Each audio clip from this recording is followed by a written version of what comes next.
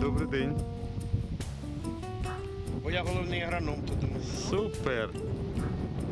Ви дуже своєчасно прийшли. Як головний агроном ще інтерв'ю нам дасте, а? Ну я не знаю з якого приводу. Так, класно. Хороший привіт. Да? Да. У нас 2 котли, Да. і сушимо ми 100 тонн. Сутки.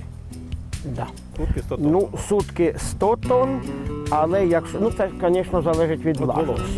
Да. В середньому, Бо, плюс-мінус. ну, в середньому десь за сутки, півтори, ми 100 тонн просушуємо, перекачуємо, а потім замінюємо, ну, може, включаємо котли, затоплюємо, продуваємо і нема питань. Навіть і 100 тонн ми будемо у день молотити, або й 200, і ми збережемо. Воно не пропаде, не зіпріє. В всякому разі воно проходить теплим воздухом і підсихає. Сергій Володимирович, давно працюєте вже? Ну, я в університеті працюю вже 20 років, але головним агрономом 2 роки. Але то працював завідувачем дослідним полем, асистент кафедри землеробства і кандидат сільськогосподарських наук з минулого року. Опит маєте великий Великий. Да. Так що.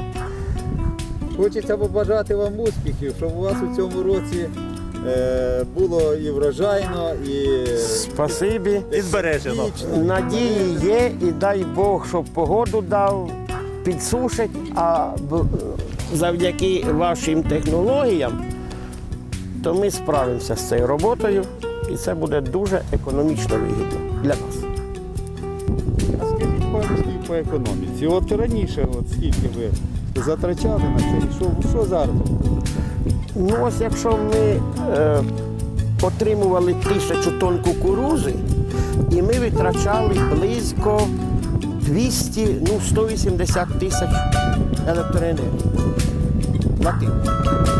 А на сьогоднішній час при тій же 1000 тонн ми витрачаємо в межах до 50 тисяч, а то й менше. Це враховуючи те, що це заробітна плата людям, бензин, доставка дрів і оплата працюючих, які чергують цілодобово для того, щоб підкидати, контролювати Там процес. це.